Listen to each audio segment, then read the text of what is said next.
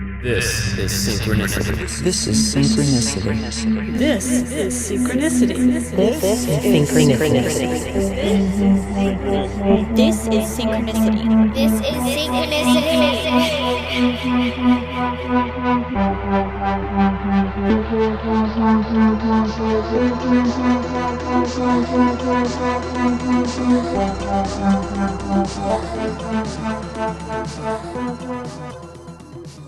Welcome to Synchronicity. Sorry for the day lateness.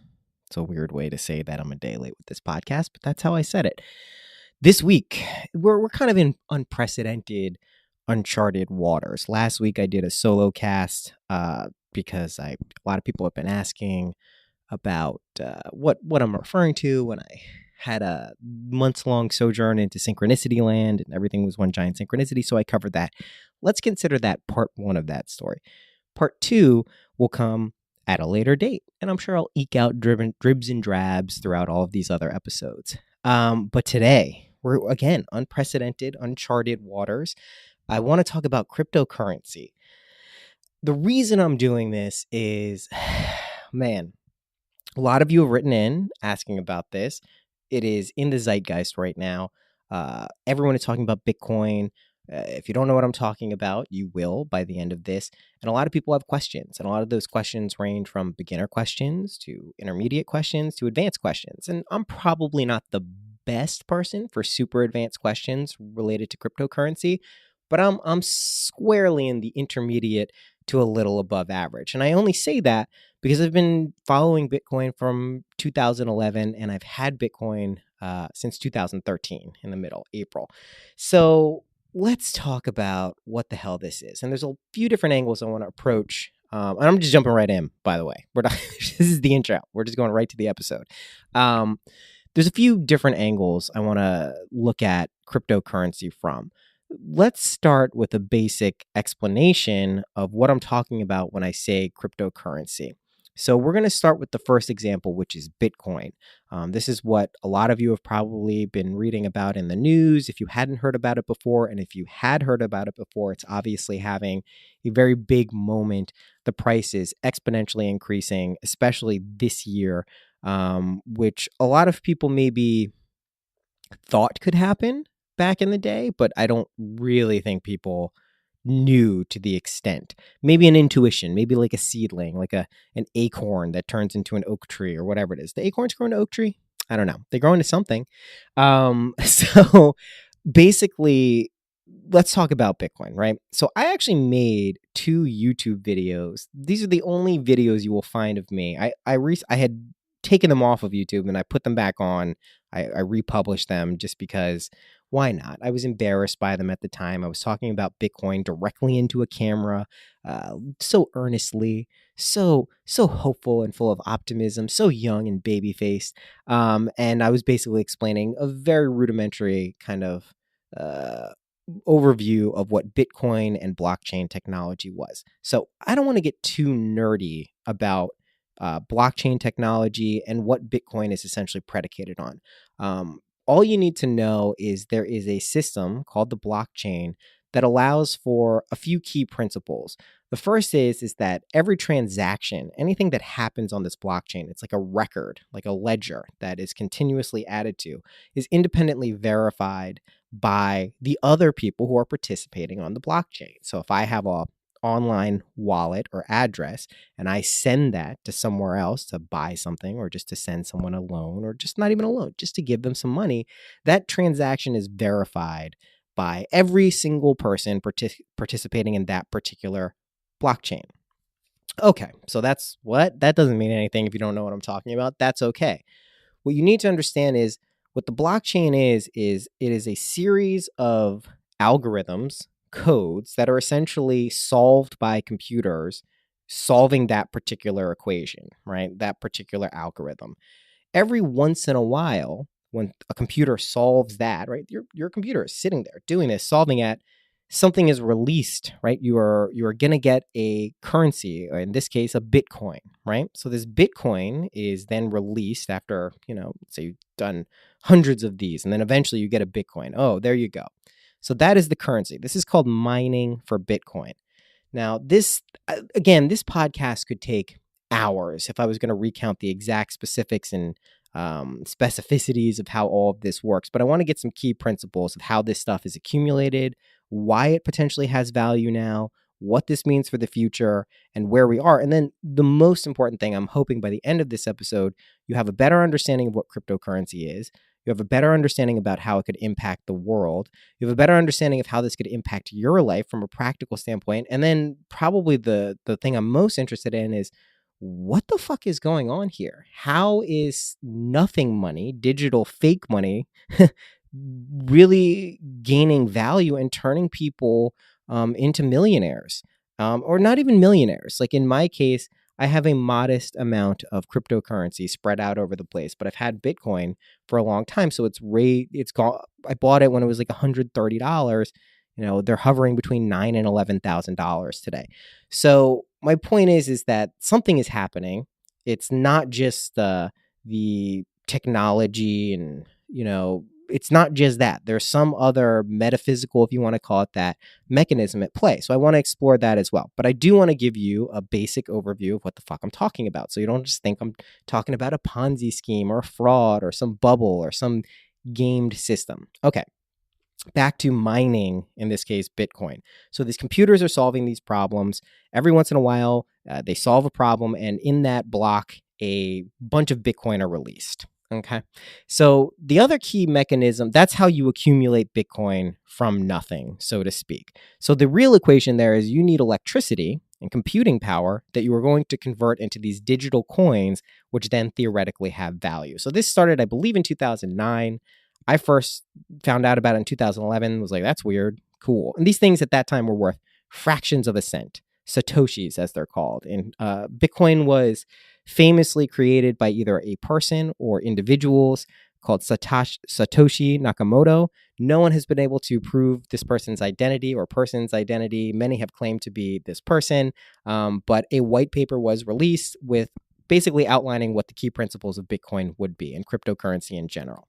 So again, that's how you get Bitcoin. You mine. Now, another key principle of this is that it's a deflationary currency. There are only ever going to be 21 million Bitcoins in existence, ever. And that there's varying times when that number will be achieved. But because of that, as time goes on in linear fashion, it gets harder and harder to mine Bitcoins. You need more and more computing power. You need more and more time to mine these Bitcoin. So as time goes on, these become more precious. This is in stark contrast to how all of our financial systems work in the world for the most part with fiat currency. And if you hear me use that word fiat, the reason I'm using it, it just means a government or centrally backed currency. So, for instance, you've heard about inflation. You know that the dollar, if you live in the United States, is less valuable than it was in the 40s when your grandparents or great-grandparents are talking about soda pops for a nickel or gum for a penny. That sounds insane to us because the value has decreased of our dollar. So what do governments do when dollars or when currency it starts to change? They print more money. There's more of it. And we all know that this country has a debt. How is this debt backed? Who's keeping track of all of this stuff, right? It's getting weird. If you ever dig into this stuff a little bit, you realize very quickly this shit doesn't really add up. And I don't want to say that being vague. Let's go into it a little deeper.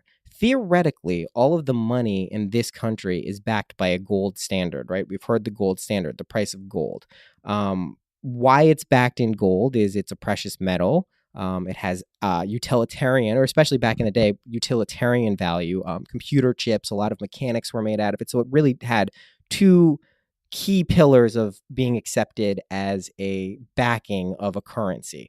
The other currency that was thought of, at least in this country, of being used as a standard was silver. There was a famous gold versus silver war, and gold won. Now, as technology has improved, many of us know, think of how many of us use cash to pay for things, right?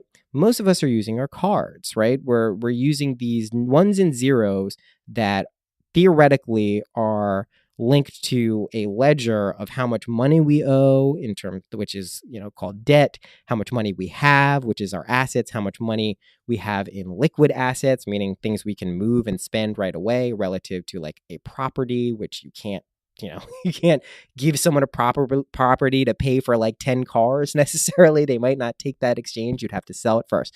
Anyway, this is all backed by fiat currency, right? And as we all know, the system is very unfair, very, very unfair, to the point where I don't know many people, and I come from a middle class, surrounded by upper middle class areas in the suburbs of DC. I know wealthy people. I know people who aren't wealthy. Most of the people I know are not killing it. They're not just totally raking it in and everything is great. I have a few friends who are doing that, but regular people who have regular jobs doing regular things are finding it harder and harder to make ends meet. They're living paycheck to paycheck. Trying to buy a home is harder and harder, especially with outside support. So this is just something I've been noticing for years, and this isn't even a surprise. This is, some people say this is how Donald Trump won the election, is so many people are feeling the strain of this global financial system, putting them in debt and not allowing them to achieve the American dream, whatever that is, that people are upset. Now, we could make the argument that we are far too consumeristic. Our ideas of what we need to be happy are wrong in the first place. That's a separate argument, and I think there's a lot of validity there. But what we're really trying to figure out is, why are so many people stressed out about money? That is a fact. I know very few people who aren't stressed out about money, regardless of their economic stratum, wherever they are. So a lot of people are, right? Keep that in mind as I'm talking about this. Okay, so back to Bitcoin being a deflationary currency. So there's only going to be so many of them. So fractions of Bitcoins begin to accumulate value if a whole Bitcoin is valued at $10,000 and a half one is $5,000. Okay. The other key part of Bitcoin, and now this is it gets a little murky here, and I, again, don't want to get too technical, but in the beginning, and there are other currencies, cryptocurrencies, that are far more on pace for this, is that it's decentralized. Like, back to fiat currency. In any government, let's go back. There's a great book also, if you want to get kind of a nice lead up into how the global markets work and how the money systems have evolved. Douglas Rushkoff's book, Throwing Rocks at the Google Bus, is great. That'll essentially take you right up to cryptocurrency, and then you gotta go into a whole new world. So definitely, I highly recommend that. But essentially, let's go back to how this global system of economy, this global economy, emerged.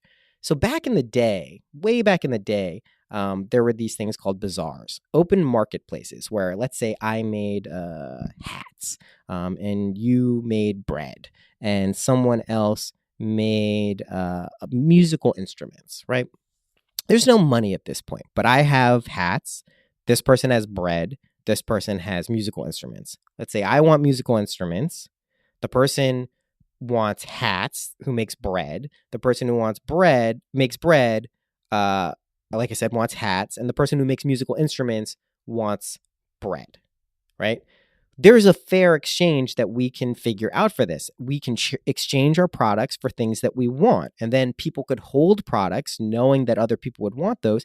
And so begins the bazaar. And this is an exchange of goods for other goods, potentially services. Hey, you need something fixed at your house. I'm a big, strong guy. I can come fix it for you. So this is kind of how everything works. Bartering. There's no fixed prices necessarily. We just try to ascertain and ascribe value to things that we need or want or could use, right? At a certain point, these systems were erased. And how were they erased? By the coin of the realm. Kings, monarchs, elites, bourgeois, basically said, hey, listen, if this keeps happening, people are going to realize pretty quickly that they maybe don't even need us, because we're accumulating all of the best stuff, but they're able to kind of like figure out how to live for themselves. And this is the vast majority of people who are not elites, right? We know that. So they introduced what's called the coin of the realm. The coin would be like a gold doubloon or whatever it is. And now this is the only thing that you can use to pay for other things. And how is that rule enforced? Well, it's not really enforced that crazily now, but back then you would be killed. There would be a very harsh penalty for you not using the coin of the realm, not using the centrally backed currency, the one issued by your nation, your government, your municipality, whatever it is. And what typically emerged is, let's say there's a parish or a hamlet and they want to use their own currency. That would be stamped out by the central big one. So that slowly but surely evolved into marketplaces that are backed by fiat currency, which is the coin of the realm. And we also get the advent of capitalism and Adam Smith and, how do we create more wealth? How do we do this? Now, unfortunately, this is all back in the day essentially tied to some pretty awful things like slavery, really just like the sugar trade in particular, how wealth was accumulated was almost all backed by labor, non-paid for labor by slaves in the slave trade throughout the world. So there's a lot of really nastiness going into how our current global economy functions. The roots of it are not so great. They're really not so great. Okay, so going back to Bitcoin, this decentralized idea. Now, the reason I say it's murky with Bitcoin is because theoretically now there are big groups of people who mine Bitcoin or have a lot of Bitcoin. People have dozens of thousands of these things that they've mined from way back in the day when it was really easy to do. They theoretically could come together and say, hey, we control this currency. We're going to make it move. We're going to suppress this. So Bitcoin is, because it's the biggest player in the crypto world, is experiencing all these unprecedented trials and tribulations.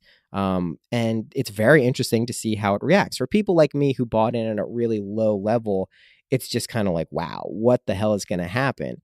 Now, when it's looking like some of us have some real money in these things, it gets, a little more, what's going to happen? And people who are buying in now, just so people are buying in now.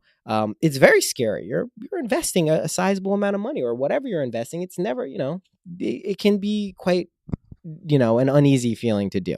Anyway, back to the idea of, I'm going to get sidetracked so many times, just to be clear, there's so much to cover here and it's fascinating. Okay, so back to the idea of being a decentralized currency. This means theoretically that Wall Street governments can't just change the rules overnight. And there have been some serious tests of governments clamping down on Bitcoin mining, Bitcoin exchanges, buying Bitcoin. Most recently, China stamped out what are known as initial coin offerings. And we'll get to those later, but it was essentially a way for people to buy into cryptocurrencies, before they launch using other cryptocurrencies. And we will get into those as well. But China clamped down on these. They're starting to clamp down on miners, and everyone's like, oh no, Bitcoin's done.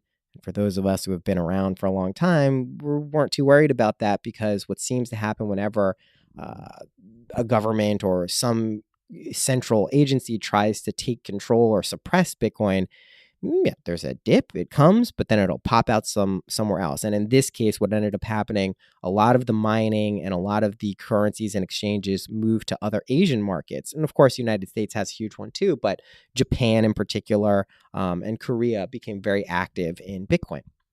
Okay, so these are three core principles of how this stuff is happening. First of all, we're mining for this currency. It is digitally created via electricity by the power it takes for a computer to solve these equations. That's how these currencies are released.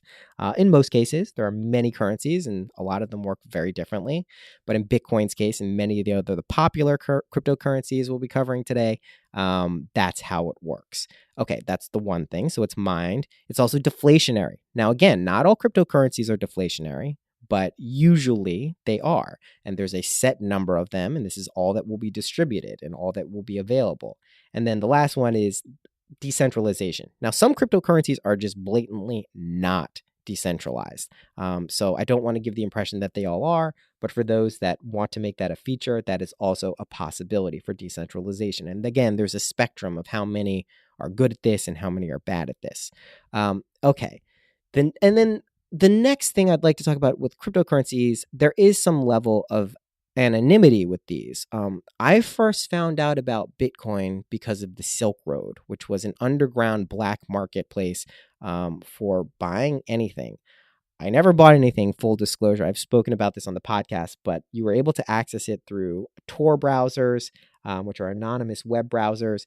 And it was nuts. I mean, there was everything there. It was full grams of LSD for $16,000. Insane. Full grams. That doesn't even make sense. So there was everything there, and it was fun to look at. And the way you paid was Bitcoin.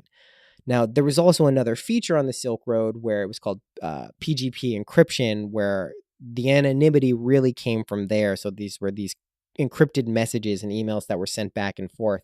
But Bitcoin was also pretty good at, being anonymous. Now it's a little less anonymous. People have their wallets. All of these transactions, just to be clear, are visible at any point. The anonymity comes in because you might not necessarily know whose wallet is attached to who. But you better believe that, governments who are going to want to be getting taxes on these things and other things, they're going to be able to come up with systems to ascribe, especially, with Bitcoin and other publicly available and viewable blockchains. They're going to want to know and be able to figure out who is doing what. So that anonymity for Bitcoin is less of a factor. However, there are other cryptocurrencies where that is a 100% a thing, and the anonymity is the selling point for that cryptocurrency. One, for instance, is Monero. We'll get into that in a little bit. Okay, so now we have a decent overview of what Bitcoin is as a cryptocurrency, kind of how you get it in terms of mining, kind of how it works, and, this is what it is. So now you're caught up basically through 2011. Let's get to 2013-ish levels with cryptocurrency. So Bitcoin started out being valued, like I said, at fractions of a cent, denominations known as Satoshis, which are just fractions of a cent. So essentially, there was no value to these. And Satoshis don't actually have monetary value until they're compared against the currency. So that's another distinction I'd like to point out. So the price of Bitcoin has steadily increased and it's gone down. I don't want to give the impression it's only been up, but over time it's been up significantly to the point where when I bought in, like I mentioned in 2013, it had been around for 4 years. What had been worth fractions of a cents were now worth about $100-something, $133. Then they went up to 500, then they crashed to 300, then they went up to 1,000, then they went down to like 200. So it was this very volatile market. And value, you say, well, how does this have value? Like, why is there any value ascribed to these tokens?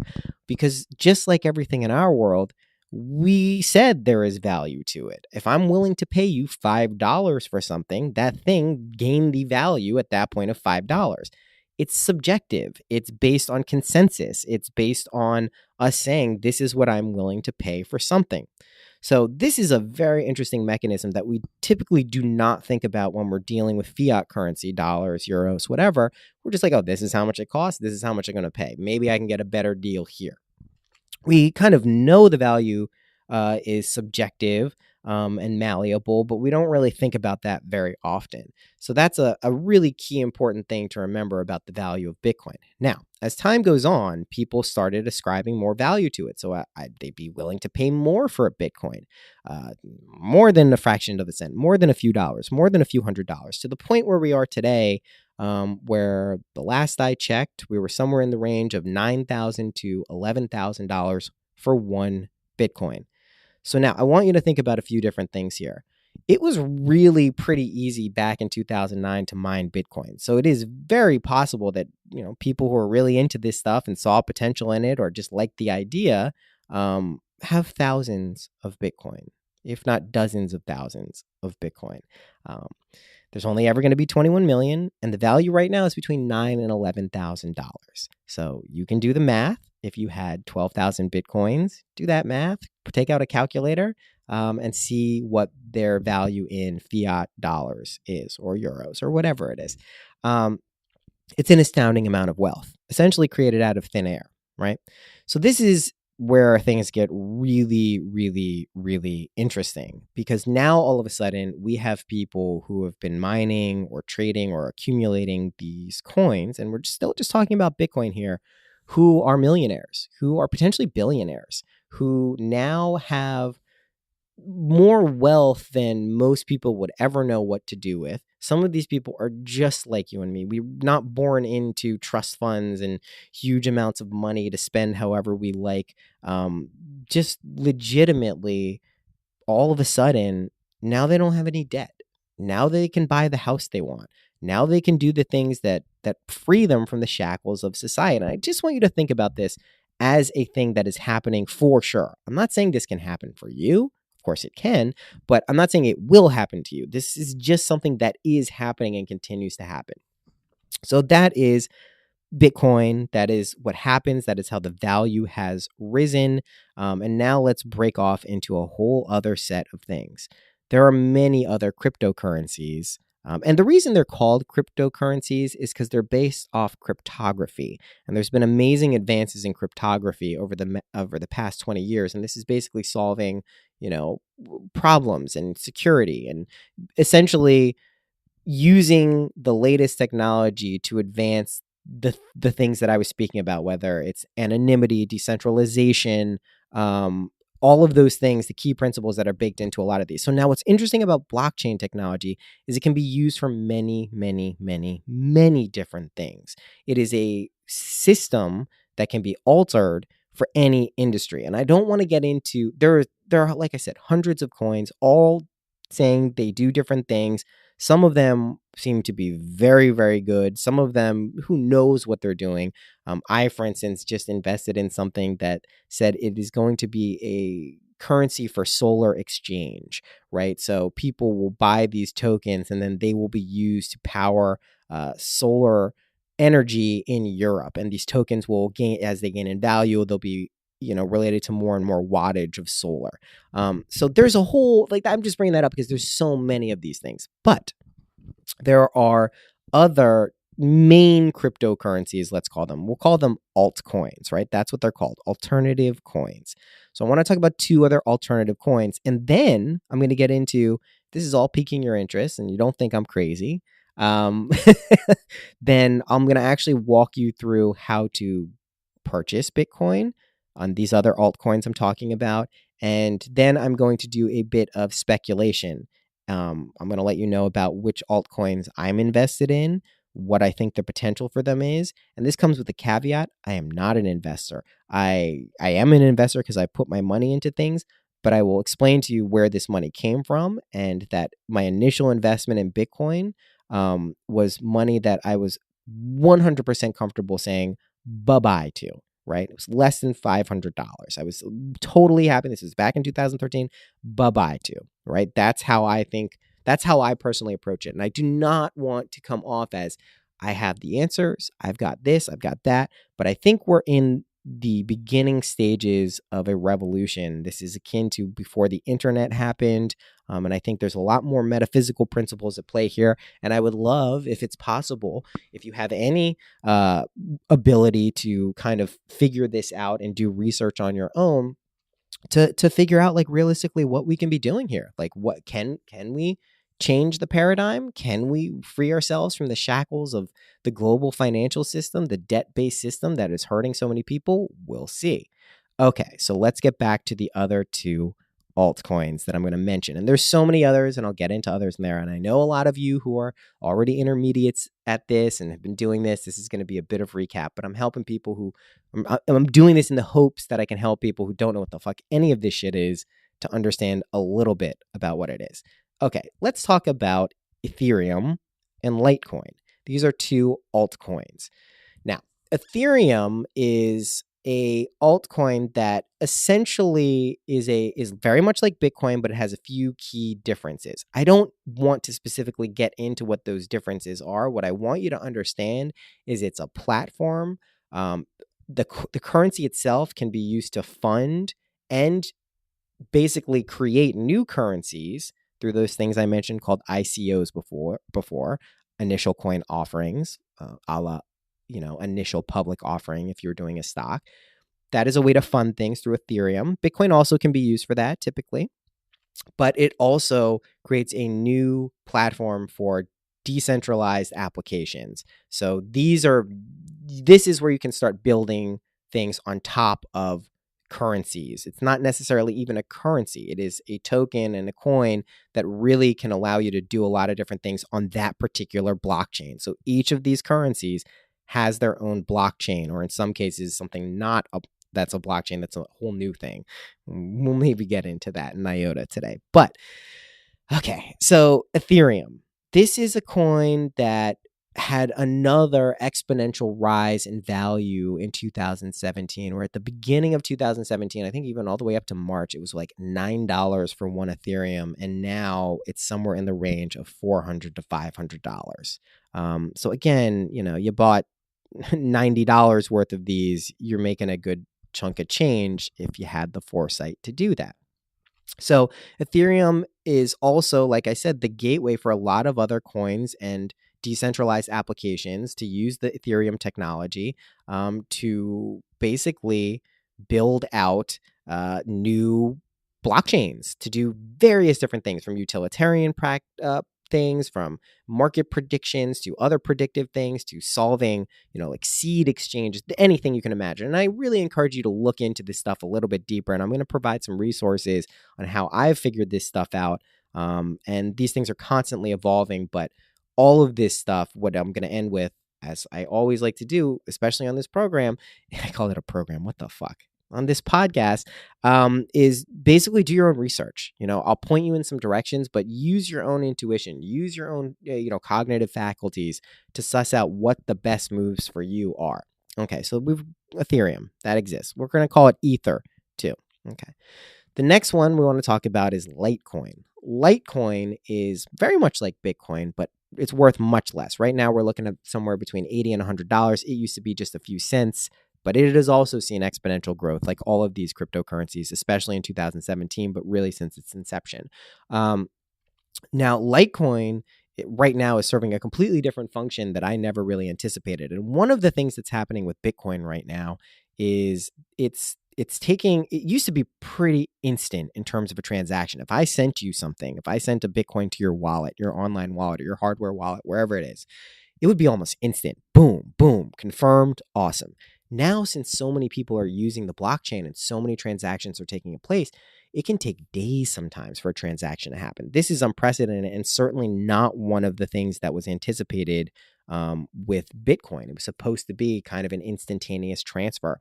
Also, in terms of fees, who uses PayPal? Who uses Venmo? Who uses credit cards? We're getting charged up the wazoo with fees, right? With blockchain technology, for the most part, we shouldn't have to pay these types of fees. It should be fractions of a cent. So if you're sending, excuse me, like $1,000, you may be paying like a few cents, which relative to like 2.5% on a credit card or PayPal, it's just night and day in terms of how much money you're saying. And that's a middleman. That's a bank right there saying, hey, we're going to take a cut, or we're a payment gateway, we're going to take a cut. Cryptocurrency is essentially peer-to-peer most of the time. Well, not most of the time. It can be peer-to-peer, but they can also be put in exchanges. They can also be exchanged into different currencies, and we'll get into that as well. Okay.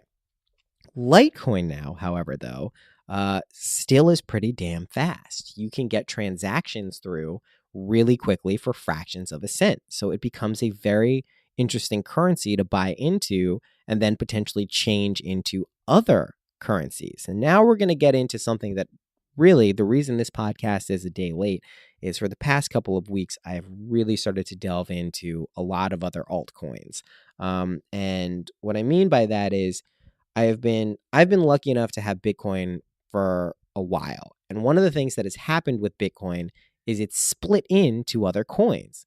It's not quite like a stock splitting. It's like, imagine if a stock split into a completely different stock and you had both of those stocks.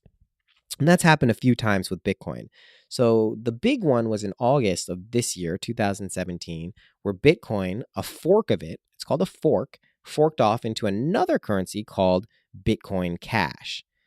Now, take what I'm saying, do your own research. I am not a Bitcoin Cash believer. Now, the reason it split off wasn't just necessarily because they wanted to make new stuff.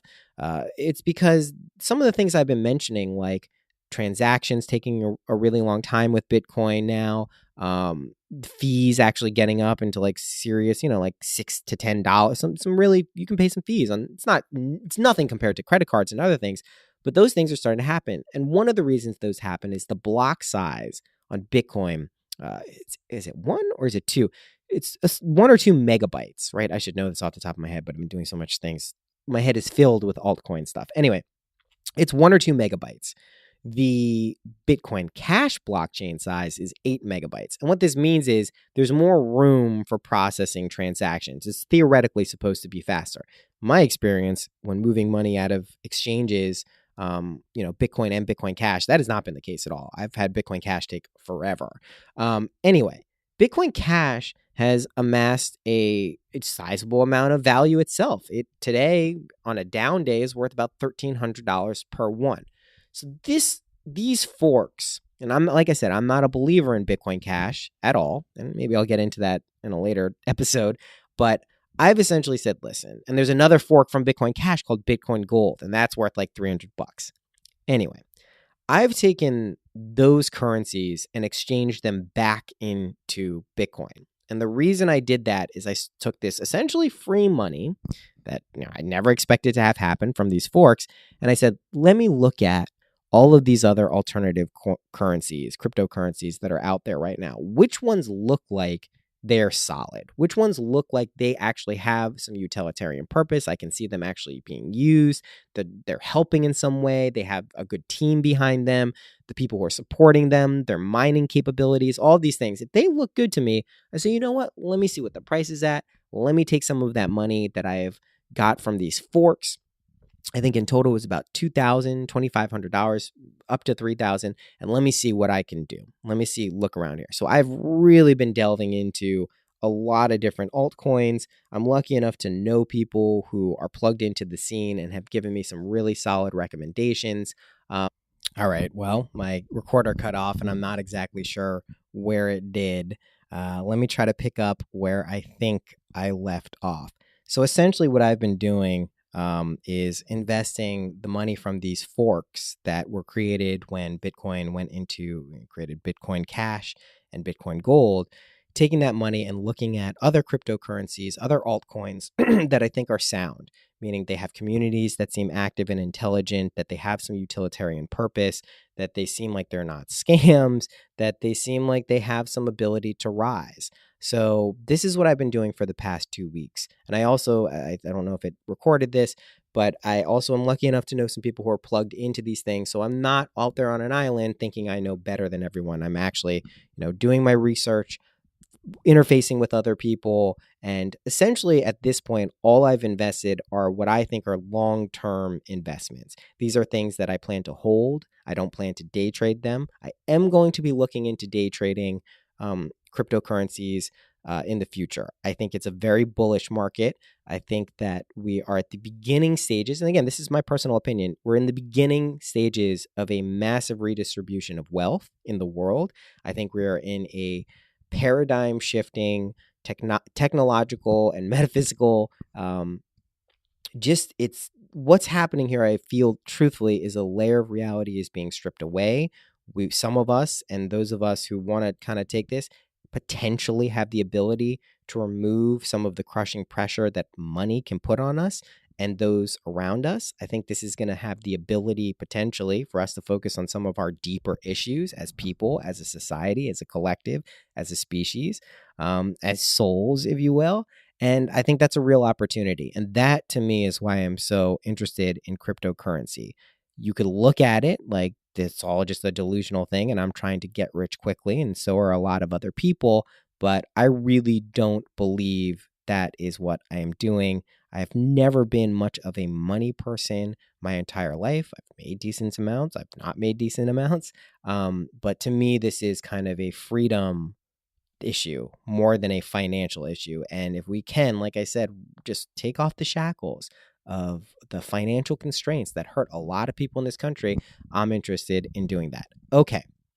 Now let's talk about some of the cryptocurrencies that I have been investing in. And I'm not going to give you the exact amounts, but like I said, my total investments is somewhere between $2,000 and $3,000, all from earned money from Bitcoin, where this is essentially free money for me. I'm not saying you shouldn't invest your money. I know people have invested sizable amounts of money recently into this stuff. I'm just saying that's how I did it. I don't want you to blame me if something doesn't go wrong. So here's a list of cryptocurrencies that I am currently invested in, between 5 all of these ones I'm about to mention, I'm between like 5 and 10% of my holdings.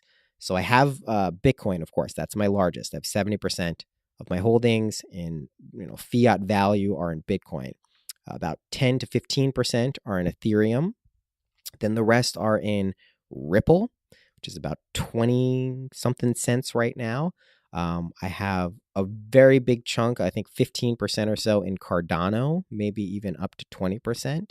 I have a good chunk in something called Salt, which I'm a big fan of. Their platform is launching in December 2017 this year. It's a lending platform. I was sold by it by a friend. I'm very interested in it. And I think it's really sound. And I'm not, again, none of these I'm getting that I'm going to take these profits and flip them. These are all things that I think over the next year, 2 years, 3 years are going to go up exponentially. And that's why I've invested, whatever little money I had from this into them.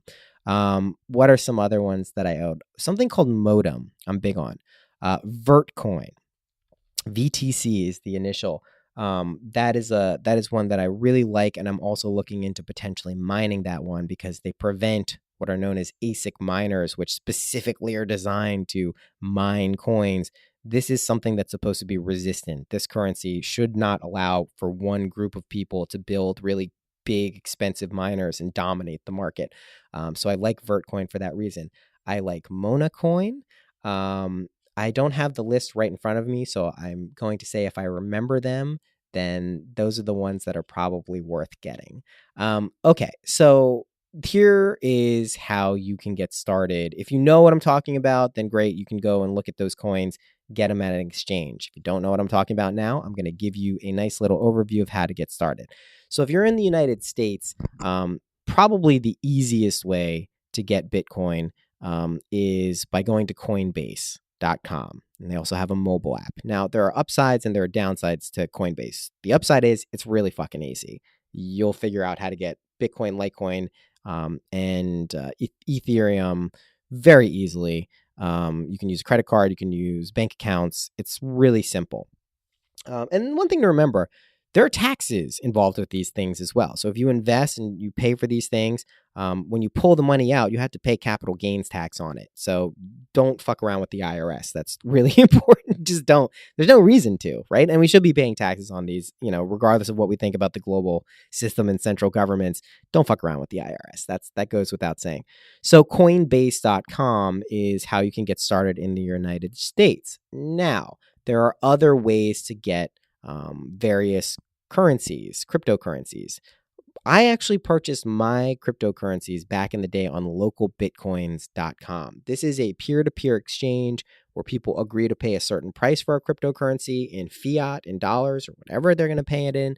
And that is sent over, then the cryptocurrency sent out. And it's done in escrow. So it's online escrow. You send the thing, they're held there. The other person sends their thing, and then they're released when they're both there. And it works. And there's no real, I was super nervous when I did it back in 2013.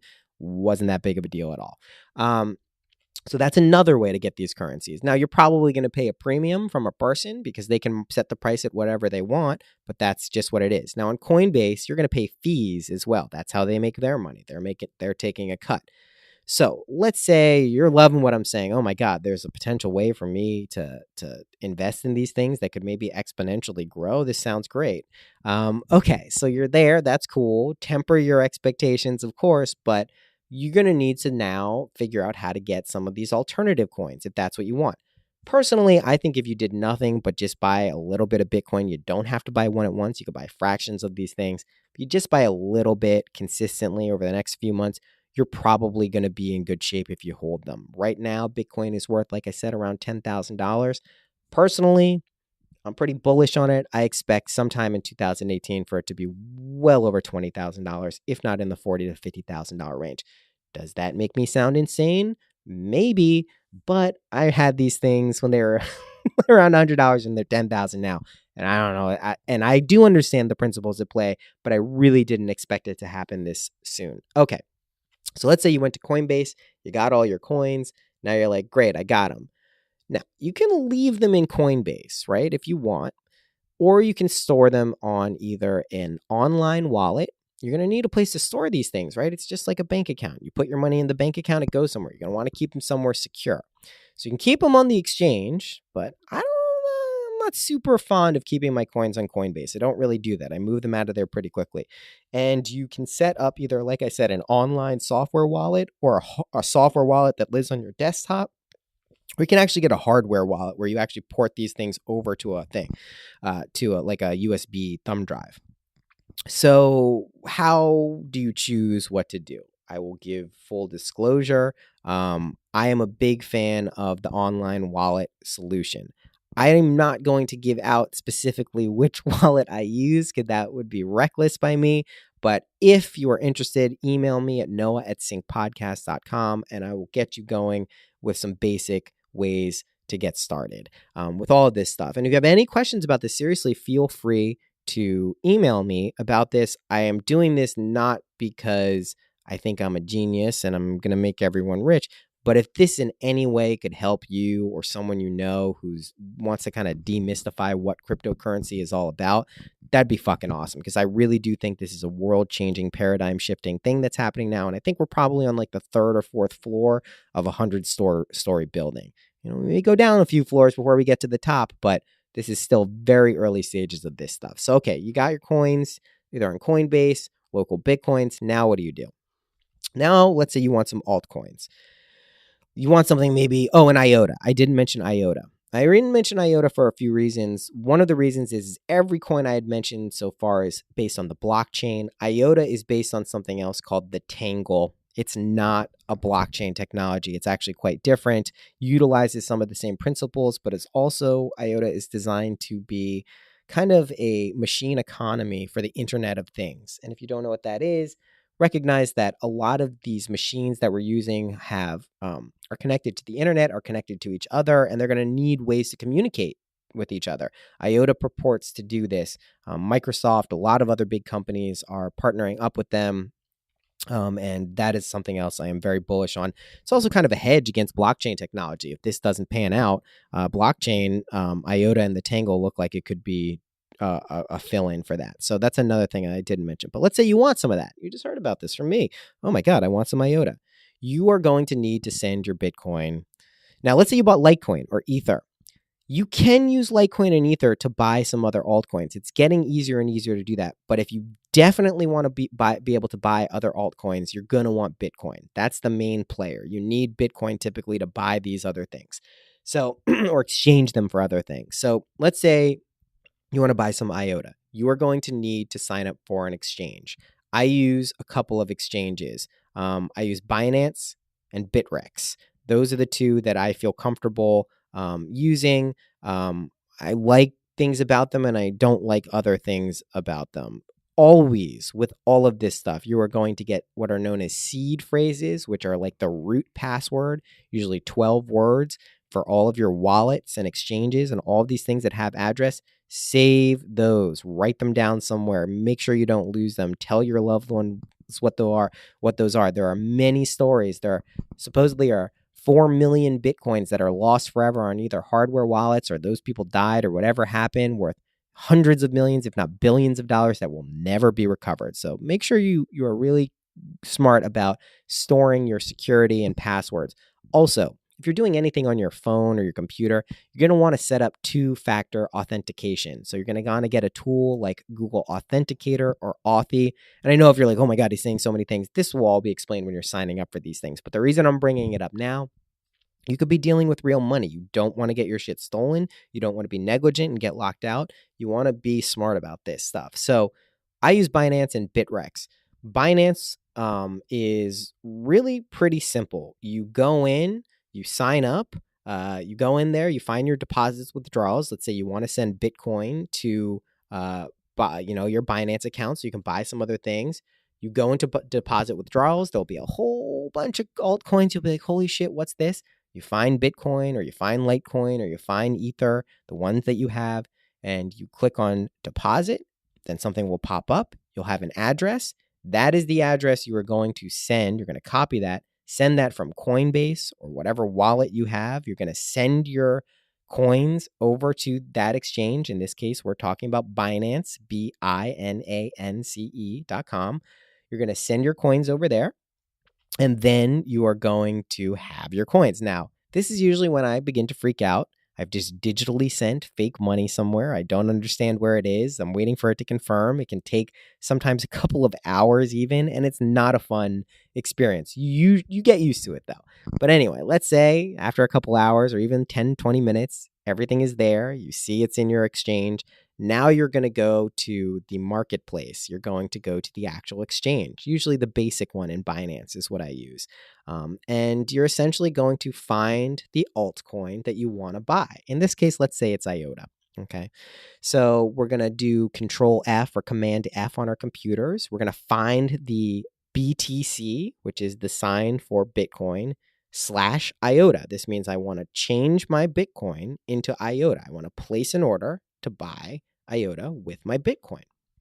So you can then allocate what price you want to buy it at, how much money of your Bitcoin you want to spend on it, and how many you'll be getting for that. Then you place your order. And if you're like me and have never used an exchange before this, it's going to be a little intimidating. You're going to feel like, the Wolf of Wall Street for a little bit looking at these crazy screens, but it's actually not that complicated of a process. It's really easy. And that's it. And you buy. So buy orders are typically filled very quickly because people are usually putting up things to sell. And then whatever you just purchased in IOTA or whatever altcoin you have, you now have that. Now, like I said, everything I've mentioned on this podcast, every coin I've mentioned, and I will put together a guide with this. I'm working on that. You guys got to give me some time. Eli's still taking care of him every day, but I will put a guide to this that if you want more information about this, I will have it somewhere available on syncpodcast.com. And a lot of future episodes will also be related to cryptocurrency because, like I said, I don't think this is just a way to make money and get rich, and this is all it's about. I really think this is just a layer of reality. We're entering magic dream world right before our eyes. The veil is being lifted in some way. And if everyone listening to this podcast, made a modest amount of money by a rising tide with this stuff and didn't lose their pants because they invested too much, that would be a good thing. And I would love for that to happen. And one of the things I want to explore in future episodes of this is how do we use this to create a charitable and generous and altruistic society? Let's say everyone listening, becomes millionaires because they invested in IOTA or Cardano or whatever it is. Let's say we're all rich all of a sudden. We don't have debt. Then what do we do? Then that's the time for us to start focusing on the things that are really important to us. Maybe we pursue our dream job. Maybe we pursue living in a place that we've always wanted to live, or a relationship, or whatever it is, having kids, whatever it is. Imagine we didn't have to worry about the freedom stuff. And I do not want the financial freedom stuff. I do not want to present this as though like we'd be living in a utopian society. There are going to be a lot of shitheads, for lack of a better word, getting really rich off this stuff, making the world a worse place. But there is going to be a lot of people who aren't. And a lot of the people who are early adopters of this stuff really do have an altruistic mindset. Not everyone, but I want to talk about, the interplay between cryptocurrency and kind of what the fuck is going on with consciousness. Think of technology as like a prism, right? Like a crystal that you would hold up, and think of consciousness like this light that is going through this crystal, right? And what comes out on the other side, this technicolor rainbow of colors, that's where I think we're headed. So again, technology is the prism, the crystal, the light is consciousness and us in other forms, and this is the reality it's being projected onto. And I think we're in a really cool place for this stuff. So again, with any of this stuff, if you have any questions, noah@syncpodcast.com. Please hit me up. I am going to be putting up a place for you to donate. Bitcoin, Ether, any of these things. I'll be creating a podcast wallet. Essentially, I'm going to be moving into cryptocurrency pretty heavily. Like I said, I'm very bullish on it. Don't take this as financial advice. I'm not offering this as, do this because then you're going to make this. This is just what I'm doing because I believe in it. I've seen what's happened with Bitcoin. I know it's not a scam. Even if everyone lost their money, it wouldn't be because this isn't a sound thing that's happening. It'd be likely due to outside influences. But again, one of the beautiful things of this stuff is it's harder and harder for outside influences to affect these types of cryptocurrencies. Anyway, I've spoken for a really long time. As you can tell, I'm incredibly passionate about this. Email me. Leave comments, reviews, Patreon. I wish Patreon accepted cryptocurrency, but they do not. But seriously, just let me know what you would like to know about cryptocurrency. I'd be happy to talk about it more. I don't want to bore people who aren't interested in it. So we will have regular programming very soon. I recorded an awesome episode of Synchronicity with Jen Sodini yesterday. She came over. She's also a very big crypto person. We have some other cool things coming up soon. So with that, thank you for listening, and I will see you next week.